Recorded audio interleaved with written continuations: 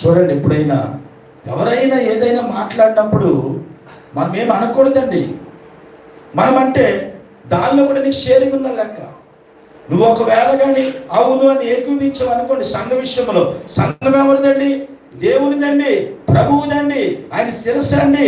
కనుక ఆయన రాజు అండి, ఆయన పెళ్లి కుమారుడండి, మనం వధువండి, మనం సిద్ధంగా ఉండాలండి. పెళ్లి కుమార్తె మౌనంగా ఉండాలి. దేవునికి స్తోత్రం. కనుక దేవుని బిడ్డ మౌనం ఉన్నని చెప్పి కూడా అందంగా ఉంటుందండి, చూడడానికి బాగా ఉంటుందండి.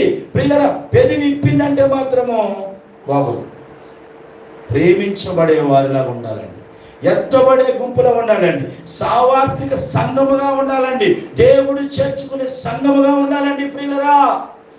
కనుక చాలా చక్కని మాట ఇక్కడ నెహెమ్యా చెప్తున్నాడు.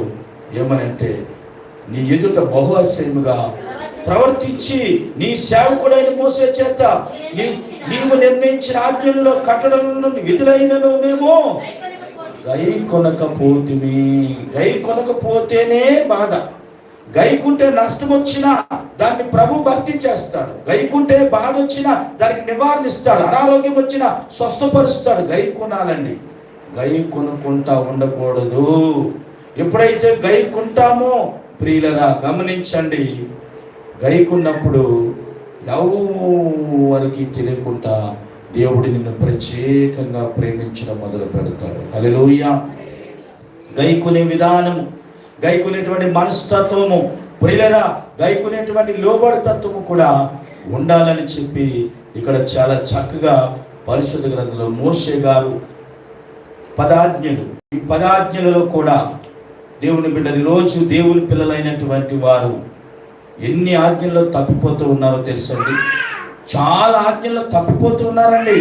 పిల్లరా గమనించండి, దేవుని పిల్లలైనటువంటి వారు ప్రతి కుటుంబానికి కూడా ఒక కట్టలు ఉంటుందండి.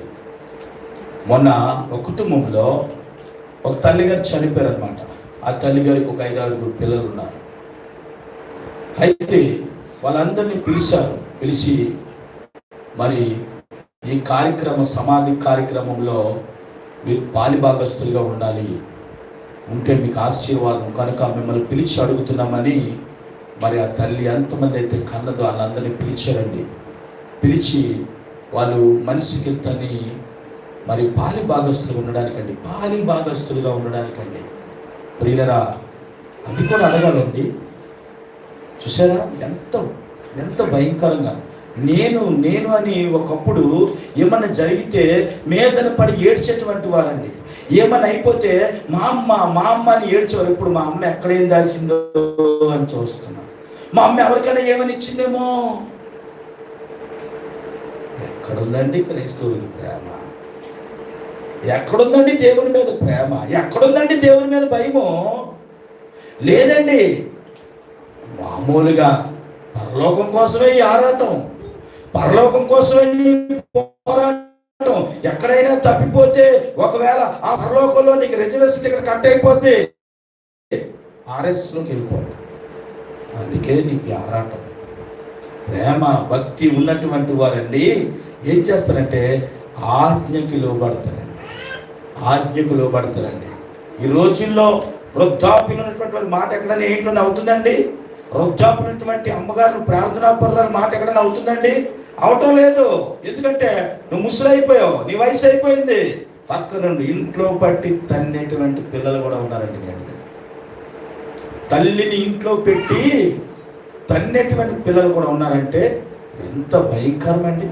ఏమండి, దేవుడి చోట ఆజ్ఞ దాడిపోతున్నావు జాగ్రత్త, ఆజ్ఞను మితిమీరిపోతున్నావు జాగ్రత్త, ఆజ్ఞకు లోబట్టం లేదు జాగ్రత్త.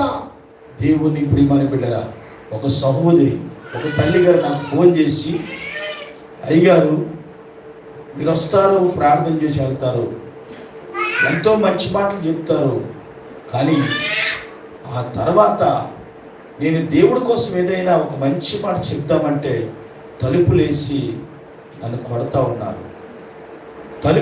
నన్ను కొడతా ఉన్నారని ఆ గాయాల తల్లిగారు చూపిస్తూ నాకు అనిపించింది.